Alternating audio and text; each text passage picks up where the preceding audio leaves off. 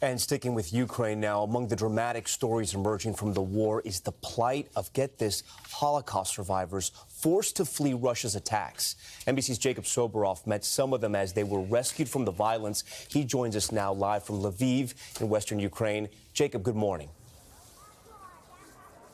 Tom, good morning to you. This is the site of what was a 400-year-old Jewish temple, and it was destroyed by the Nazis in 1942. The Nazis killed tens of thousands of Jews here in Ukraine during the war. Others survived, now only to face another foreign invasion.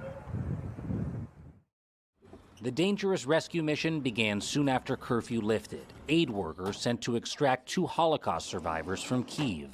First, Natalia, 82, with her daughter Veronica. Next, Boris, 87, and his daughter-in-law, also named Natalia. Both spent their childhoods evading Nazis. Boris's father killed by them. They set off on the 350-mile drive to Lviv.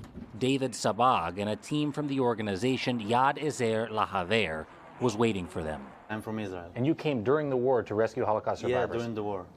When they finally arrived, a warm welcome. Inside the lobby, I met survivor Natalia. It was a long journey, she tells me, but thank God it's good. We came back the next morning and asked about her past. Did you have to hide from the Nazis? Her daughter, Veronica, said she did, and that Natalia's mother carried her to a shelter. Just hearing your daughter tell the story of your life as a child here, it's made you cry. It's not just remembering the stories, it's about what's happening now. It's really stressing me out, Natalia said. What do you want the world to know? Live in joy, live in peace, she said. What do we do if that's all gone? What was it hardest to leave behind in your home? You have to abandon your whole life, she said. And on our way to Lviv, she said, we were driving past these huge fields and I told my daughter this was the battlefield during World War II. What does Russia want from us? I don't understand this. We left them to pack up, and downstairs we saw Boris waiting to start his journey to meet family in Israel. For so many people, the Holocaust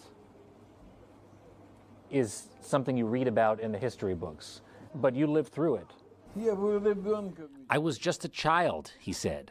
What type of memories does this bring up for you, Boris?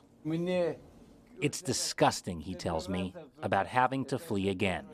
Living through the Holocaust and now Putin's war, fleeing to survive. The international community has condemned several Russian attacks on other Holocaust memorials just like this in this country during the war. Boris, for his part, is in Warsaw right now. He's on his way to Israel. Natalia's still here in Lviv. She's figuring out what she's going to do next. They are both so very, very grateful to those aid workers for rescuing them from Kyiv. Tom? Yeah, incredible. Some of those got out. Some are still there. It's just what they've lived through and now living through this. Jacob, thank you for that.